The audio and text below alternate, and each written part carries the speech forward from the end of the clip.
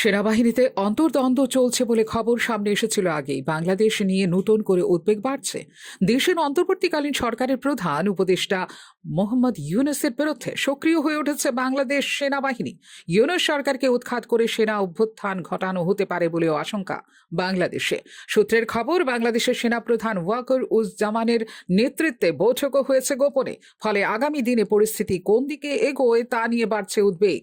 ওয়াকার উজ্জামানের নেতৃত্বে যে বৈঠক হয় সেখানে উপস্থিত ছিলেন 5 লেফটেন্যান্ট জেনারেল, 8 মেজর জেনারেল, স্বাধীন ব্রিগেডের কমান্ডিং অফিসার থেকে সদর দপ্তরের আধিকারিকেরা। জানা যাচ্ছে, ঢাকা সূত্রে জানা যাচ্ছে, সংরক্ষণ বিরোধী আন্দোলনের জেরে গত বছর হাসিনা সরকারের পতন ঘটে এবং বাংলাদেশের দায়িত্বে আসীন হন ইউনূস।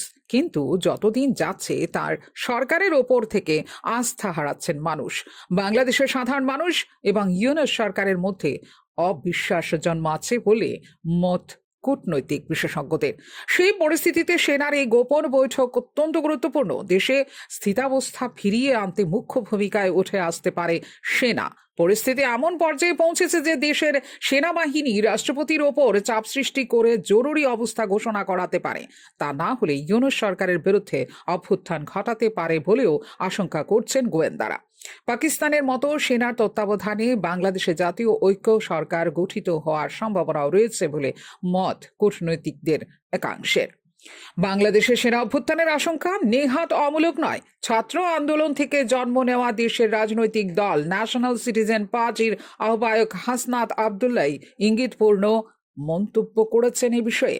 সেনাপ্রধান ওয়াকার উজ্জামান চাননি ইউনূস অন্তর্বর্তীকালীন সরকারের প্রধান উপদেষ্টা নিযুক্ত হন বলে তার দাবি।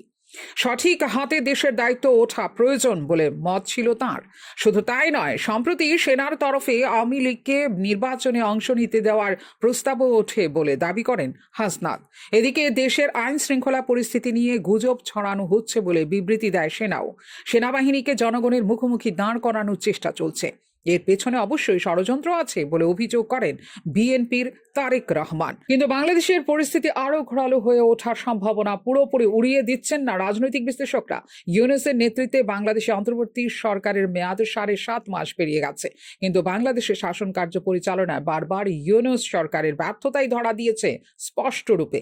দেশে সংখ্যালঘু হিন্দু খ্রিস্টানদের ওপর অত্যাচার এবং সিদ্ধান্তহীনতা প্রশ্নের মুখে ঠেলে দিয়েছে সরকারকে। আর তাতেই সেনাবাহিনীর পরিকল্পনা নিয়ে শুরু হয়েছে চর্চা। ফিউরো রিপোর্ট, নিউজ নাও।